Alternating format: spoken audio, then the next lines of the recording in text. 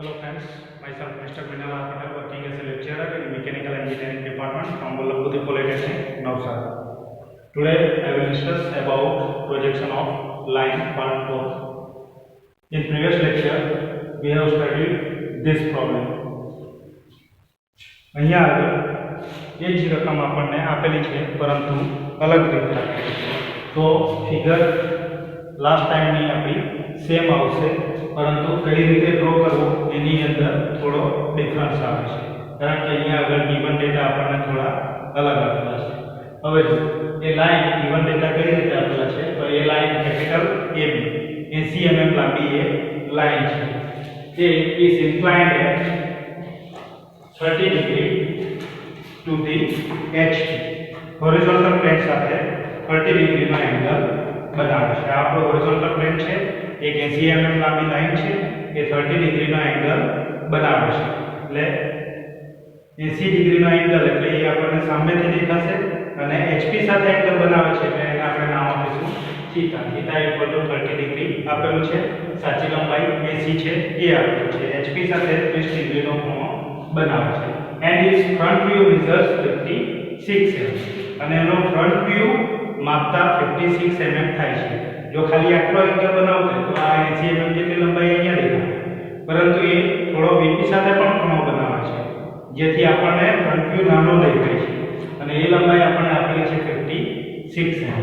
એટલે ફ્રન્ટ વ્યૂની લંબાઈ પણ આપણે ગિવન ડેટામાં લખી દઈશું FV 56 and capital A એનો એક છેડો capital A is 25 mm average HP કરતા 25 mm ઉપર છે અને 15 mm in front of 15 mm in front of VP કરતા 15 mm આગળ છે, 15 mm આગળ છે.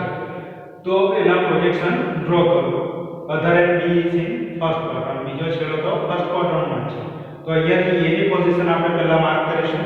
એટલે સૌપ્રથમ આપણે XY લાઈન લઈશું, ત્યાં આગળ A ની પોઝિશન માર્ક કરીએ તો આ 25 mm જેટલું ઉપર છે એ છેડો એટલે આ 25 જેટલો ડિસ્ટન્સ આપણને અહીંયા દેખાશે.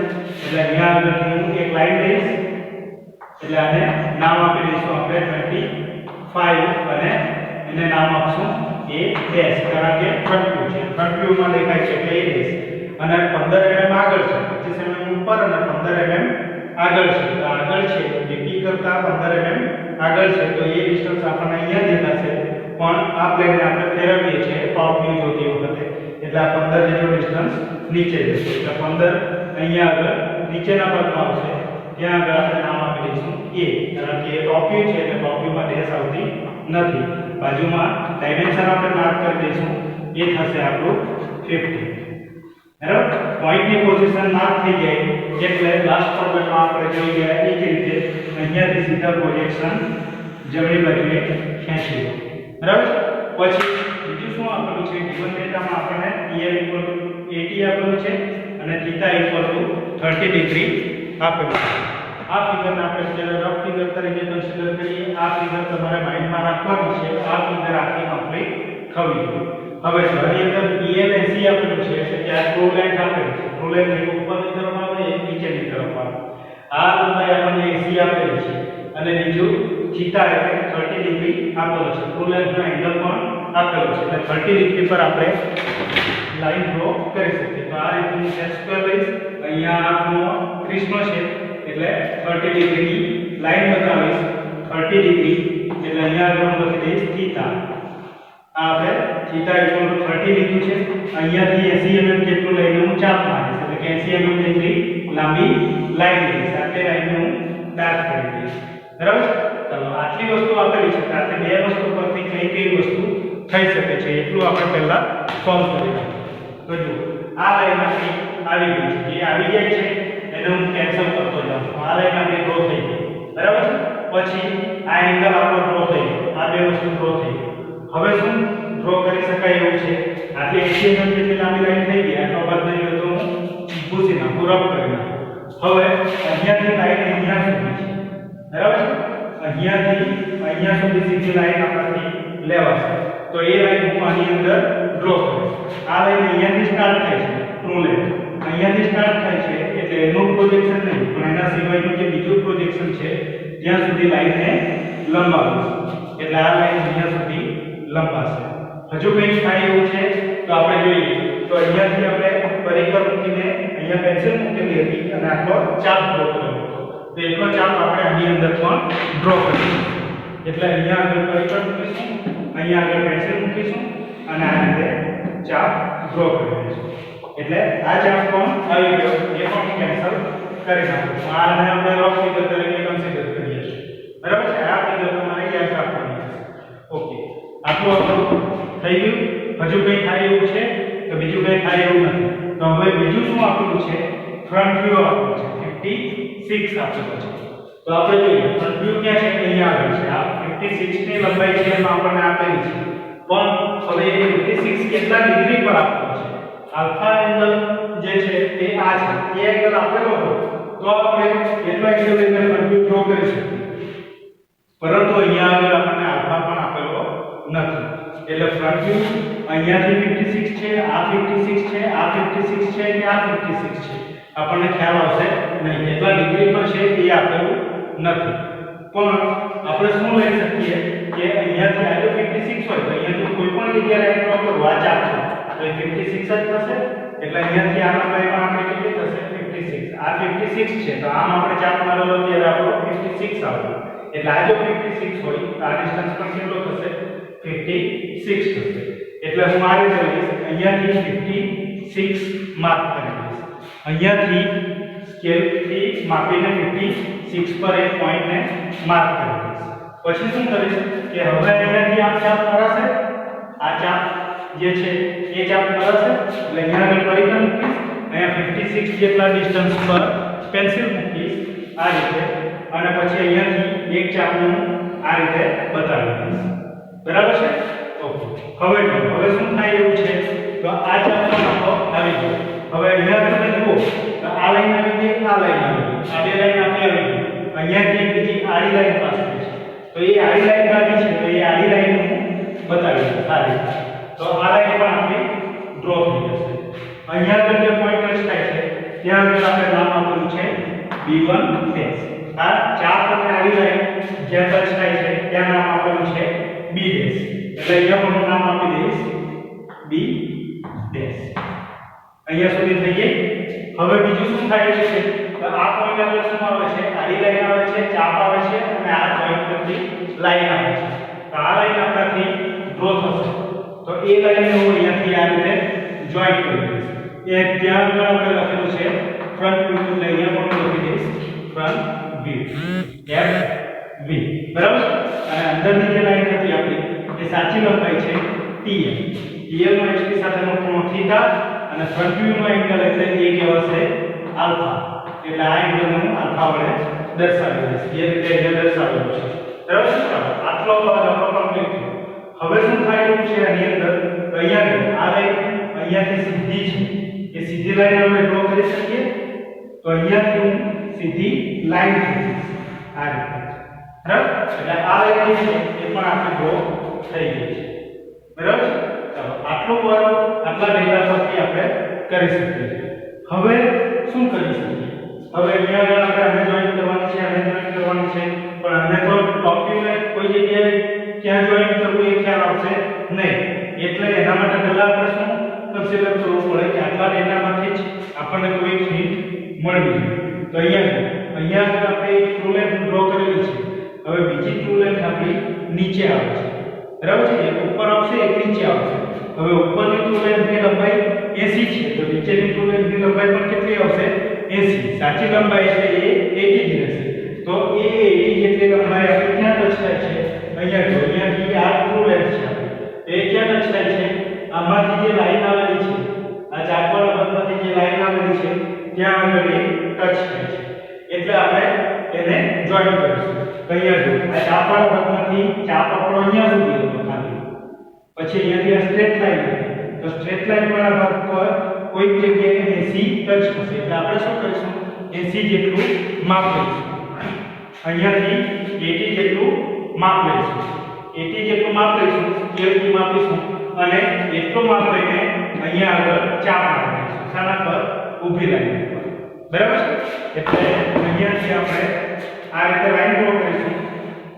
એટલે આ આપણને મળશે T TL ટ્રુ લેન્થ બરાબર 80 જેટલું માપ લઈશું અને આ લાઈન ઉપર ચાપ મારીશું જ્યાં આગળ કટ થાય ત્યાં આગળ જોઈન કરી દઈશું એટલે એ થશે આપણે સાચી લંબાઈનો એંગલ કહેવાશે phi નીચેના ભાગમાં છે એટલે phi આવશે પછી હવે શું થાય એવું છે તો અહીંયા આગળ આ લાઈન પણ ડ્રો થઈ ગઈ આ પણ થઈ ગઈ અને બાકી કઈ છે આ આડી લાઈન બાકી છે તો એ આડી લાઈન પર આપણે અહીંયાથી ડ્રો કરી દઈએ તો અહીંયાથી આ જે પોઈન્ટ મળે છે જ્યાંથી હું આ રીતે આડી લાઈન ખેંચીશ તો આડી લાઈન આપણને ક્યાં ટચ થાય છે આ કર્વને ટચ કરે છે આડી લાઈન આ કર્વને ટચ થાય છે હવે અહીંયા આ લાઈન આવી ગઈ આ પોઈન્ટ આગળ પછી આ કર્વની લાઈન આવી ગઈ હવે એક આ લાઈન બાકી છે અને એક આ લાઈન બાકી છે બરાબર એ બંને લાઈન આપણે ડ્રો કરી દઈશું એક આ લાઈન બાકી છે તો એ લાઈન અહીંયાથી આપણે જોઈન કરી દઈશું એ લાઈનનું નામ લખેલું છે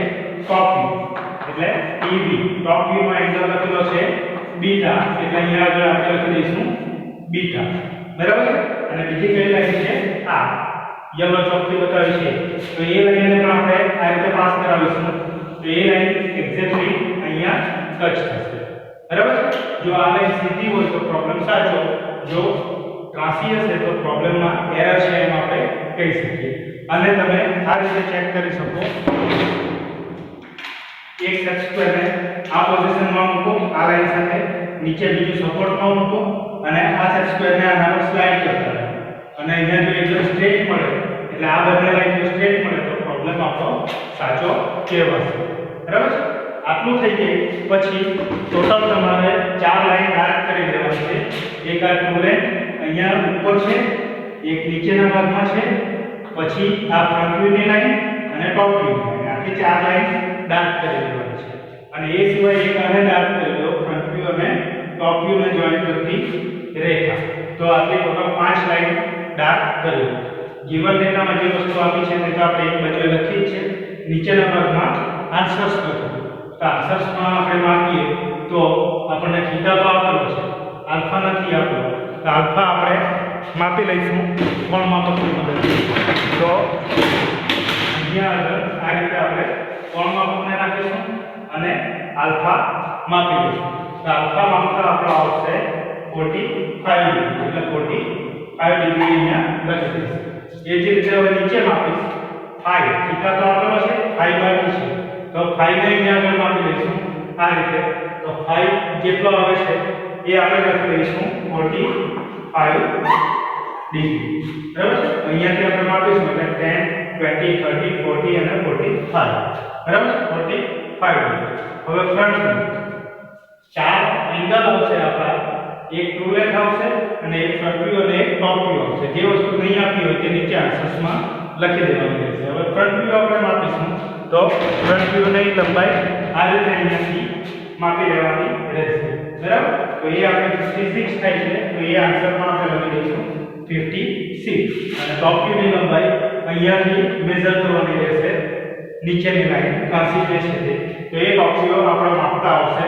70 એટલે અહીંયા આગળ લખી દઈશ 70 બરાબર બીટા એંગલ બાકી છે તો બીટા એંગલ પણ માપી લો આ રીતે મૂકીને માપી લઈએ તો એ આવશે આપણો 10 30 40 50 અને 55 તો અહીંયા આગળ આવશે 55 ડિગ્રી બરાબર આ થશે તમારો નેક્સ્ટ પ્રોબ્લેમ આ બંને પ્રોબ્લેમની અંદર ફિગર સેમ જ છે પરંતુ ગિવન ડેટા અલગ રીતે આપેલા હતા એટલે આપણે અલગ રીતે સોલ્વ કરીએ છીએ બરાબર છે આમાં ફ્રન્ટ વ્યૂ આપણે સોલ્વ કરીએ એટલે પહેલા ફ્રન્ટ વ્યૂનો ચાર્ટ મળ્યો અને આ લાઈન આપણે લઈ લીધી એના પરથી આ ફિગરને આપણે કમ્પ્લીટ કરીએ બરાબર હવે કોઈ પણ લાઈન આપી હોય તો સાચો દેખાવ તમને ક્યાંથી જોવા મળશે એ માઇન્ડમાં રાખો કે આ રીતે જો VP ને પેરેલલ હશે HP સાથે ખૂણો બનાવે તો જેને પેરેલલ હોય એમાં એનો સાચો દેખાવ દેખાશે VP ને પેરેલલ હોય તો અહીંયા આગળ સાચો દેખાવ દેખાય